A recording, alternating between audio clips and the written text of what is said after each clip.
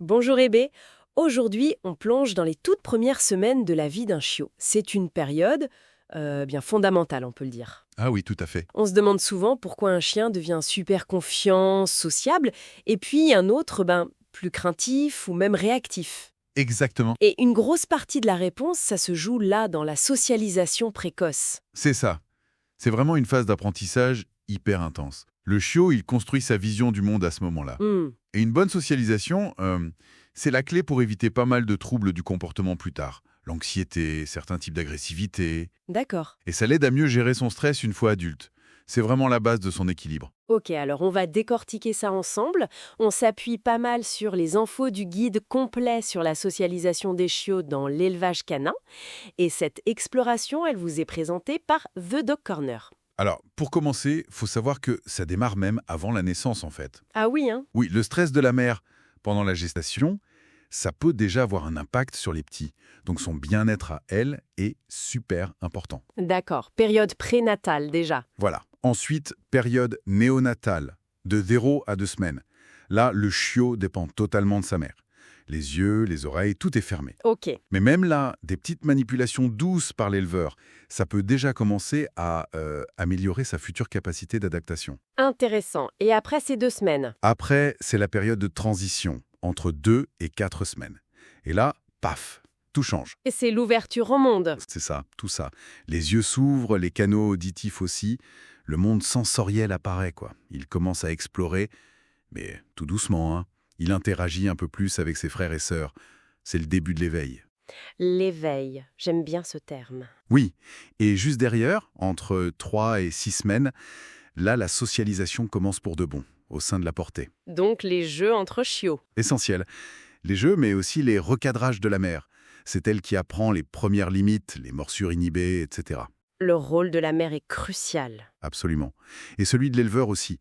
C'est les premiers contacts humains positifs, découvrir des petits bruits, des objets doux, de manière très contrôlée. On commence l'habituation. C'est là qu'on pose les fondations. Sérieusement. Pour savoir comment bien gérer tout ça chez l'éleveur, d'ailleurs, le guide complet sur la socialisation des chiots dans l'élevage canin donne vraiment des protocoles détaillés. C'est une excellente référence, oui. Et puis on arrive à la période dont on entend le plus parler, la plus critique. Oui, la période de socialisation active. Principalement entre 6 et 12 semaines. Parfois, ça s'étend un peu jusqu'à 16 semaines. 6 à 12 ou 16 semaines, ok? Là, le chiot est une vraie éponge. Il est hyper curieux. Son cerveau est extrêmement plastique. Il apprend à une vitesse folle. C'est une fenêtre d'opportunité incroyable. Une éponge.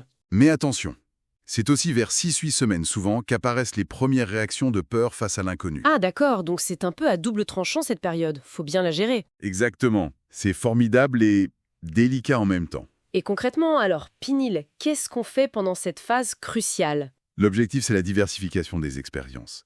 Mais attention, toujours de manière progressive, contrôlée et, surtout, positive. Progressive et positive, ok? Faut lui présenter différents types de personnes. Des âges variés, des apparences différentes, mais toujours des gens calmes, bienveillants. Mhm. Lui faire rencontrer d'autres chiens adultes, bien dans leurs pattes, équilibrés et vaccinés, bien sûr. Oui, important la vaccination. Très important. Éventuellement d'autres animaux si ça fait sens pour sa future vie. Et puis, les environnements. La rue, calme au début. Un parc tranquille, pourquoi pas un petit tour en voiture. Tout en douceur. Ces discussions, elle est d'ailleurs soutenue par The Dog's Corner. Et tout ce qui est bruit, objet du quotidien. Genre l'aspirateur, la sonnette, le trafic dehors. Ah ben oui, essentiel. L'habituation au bruit, aux objets courants, c'est fondamental. Tout comme les manipulations. Les manipulations. C'est-à-dire le brosser gentiment, lui regarder un peu les oreilles, les pattes, des choses simples, mais qui l'habituent à être touché partout. D'accord. Et la règle d'or, j'insiste, l'association positive. Toujours positif. Chaque nouveauté doit être une expérience agréable. Courte au début et associée à un truc sympa. Une caresse, un mot doux, une petite friandise de qualité. Jamais, jamais forcé. Et surtout pas de punition s'il a peur.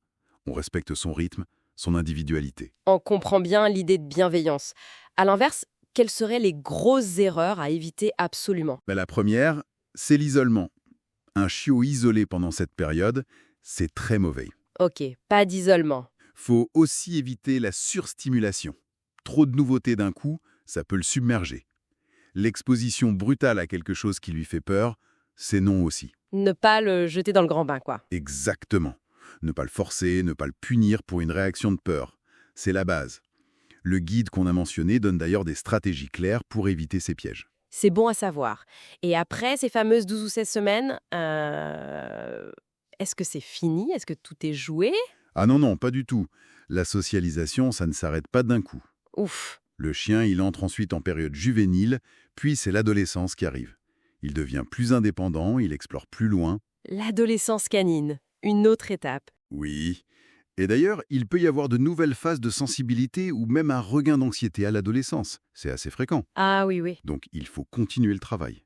Maintenir les bonnes habitudes, poursuivre les expériences positives, consolider les acquis.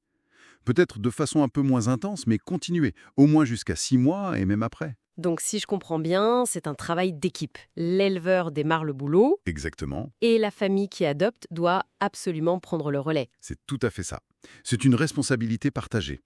L'éleveur pose des bases et elles sont hyper importantes, mais les adoptants doivent impérativement continuer, enrichir cette socialisation en s'adaptant toujours au rythme et à la sensibilité de leur chiot. D'accord. Bon, en résumé, on voit bien que ces premières semaines, c'est vraiment déterminant pour construire un chien équilibré, bien dans sa tête et dans ses pattes. C'est ça. Ça demande de la méthode, de la patience et beaucoup de bienveillance. C'est une fenêtre d'opportunité assez courte finalement, mais qui façonne énormément le futur comportemental du chien. Une approche qui est structurée, positive, diversifiée, ça fait vraiment toute la différence. Et pour celles et ceux qui voudraient des conseils très pratiques, des protocoles, des idées d'activités, on recommande chaudement le guide complet sur la socialisation des chiots dans l'élevage canin. Voilà, merci d'avoir suivi cette analyse avec nous, une présentation de The Dog Corner. Période est si incroyablement formatrice, à quel point est-ce que les toutes premières expériences, même les plus subtiles, celles vécues dans le calme de l'élevage, gravent-elles en profondeur la trajectoire unique de chaque chien pour toute sa vie?